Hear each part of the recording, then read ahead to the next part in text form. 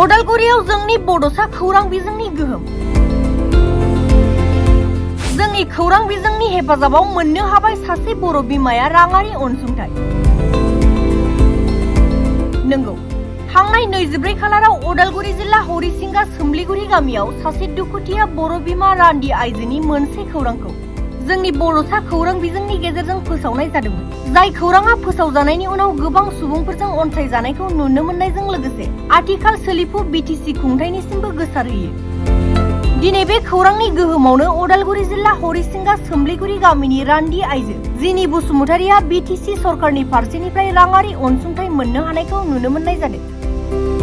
लाइमोन बिपिएफनि दैदेनगिरि कास्तम बसुमतारि, दुफां बर' आरो बेरगाव बिटिसि बियाबनि TCLCCनि मासिगिरि बिक्रम दैमारिमोननि मोनसे गोख्रों हान्जाया रान्दि आइजो जिनि बसुमतारिनो थानो थाखाय गंसे न' आरो बेफार फालांगि खालामनायाव मदद जानाय बायदियै नोगोद 3 लाख रां जिनि बसुमतारिनि आखायाव गथायना बाख्नायथाव हाबा मावनायखौ नुनो मोननाय जादों। उदालगुरियाव जोंनि बड'सा खौरां बिजोंनि गोहोम। जोंनि खौरां बिजोंनि हेफाजाबाव मोननो हाबाय सासे बर' बिमाया राङारि अनसुंथाइ।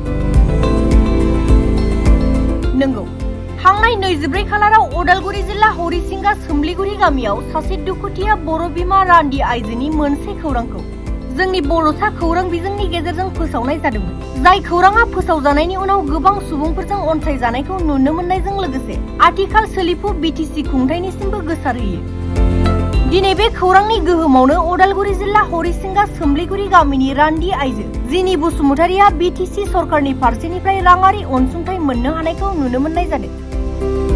लाइमोन बिपिएफनि दैदेनगिरि कास्तम बसुमतारि, दुफां बर' आरो बेरगाव बिटिसि बियाबनि TCLCCनि मासिगिरि बिक्रम दैमारिमोननि मोनसे गोख्रों हान्जाया रान्दि आइजो जिनि बसुमतारिनो थानो थाखाय गंसे न' आरो बेफार फालांगि खालामनायाव मदद जानाय बायदियै नोगोद 3 लाख रां जिनि बसुमतारिनि आखायाव गथायना बाख्नायथाव हाबा मावनायखौ नुनो मोननाय जादों। उदालगुरियाव जोंनि बड'सा खौरां बिजोंनि गोहोम। जोंनि खौरां बिजोंनि हेफाजाबाव मोननो हाबाय सासे बर' बिमाया राङारि अनसुंथाइ।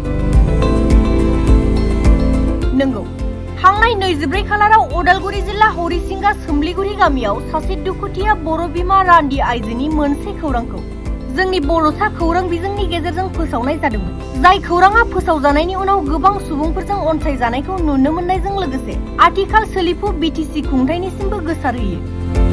दिनै बे खौरांनि गोहोमावनो उदालगुरि जिल्ला हरिसिंगा सोमलिगुरि गामिनि रान्दि आइजो जिनि बसुमतारिया बिटिसि सरकारनि फारसेनिफ्राय राङारि अनसुंथाइ मोननो हानायखौ नुनो मोननाय जादों।